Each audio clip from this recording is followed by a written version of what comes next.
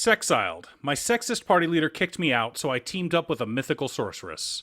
Is a feminist power fantasy, and I loved every minute I spent reading it. It is delightful, lightly yuri, full of awesome girls kicking ass, and everything I love about fantasy fiction all rolled into one. Welcome to Musings by Danon. For brevity's sake, I'll be referring to this title simply as Sexiled. This two-book series was written by Amanko Kiruda and started on Soyotsu.com, but was soon picked up by Overlap in Japan, and then translated and published by J Novel Club into English. Before we get started, please like and subscribe for additional content. Our story begins with our hero, Tanya Artemekyov, being kicked out of her party by the party leader, Ryan Dars, because she's getting a bit older, and if she's ever going to settle down and pop out some kids, she'd better get started. He's just doing her a favor, after all. Don't all women want to have kids? Isn't that the dream of every woman, no matter how strong of a sorceress she is, to become a housewife? Besides, he already found someone younger and cuter to replace her anyway. This is the reason men make better adventurers, after all. Women should just accept their lower pay. After all, most women are just support, like healers. Also, the guild-approved armor for women is all skimpy outfits like bikini mail or robes that show a lot of leg and belly. But that's the way it is, so if you want to be a female adventurer, you must want to show off all that skin, right? Livid, Tanya storms off into the wilderness outside of town and unleashes powerful explosion magic. Spell after spell, her rage at this sexist idiot simply won't dissipate. She's put up with his oafish behavior for years, saved him more times than she can count, all for him to cast her aside because he thought she might want to spawn babies.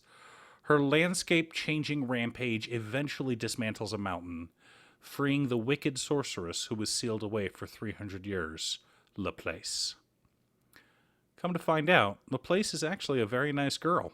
She was sealed away because the Grand Magus grew jealous of her, spread rumors about how she was an evil whore, and then sealed her away, becoming a hero in the process.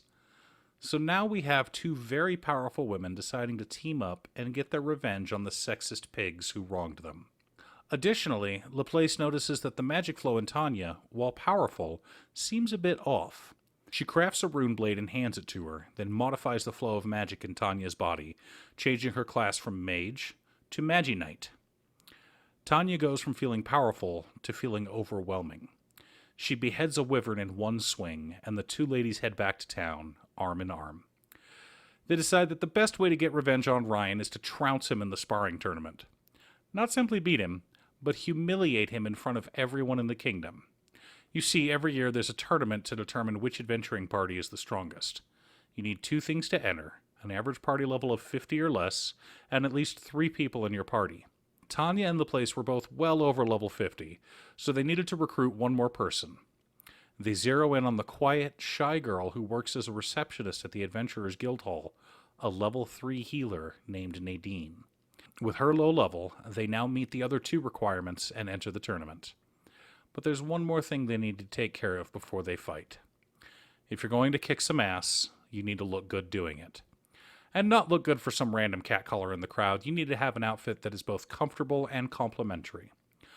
Unfortunately, the guild has strict guidelines on what is acceptable attire. Every shop in the city that sells armor to women has a stamp on it stating it's been approved by the guild. Fortunately, when you have a legendary sorceress in your party, modifying armor is a snap of the fingers.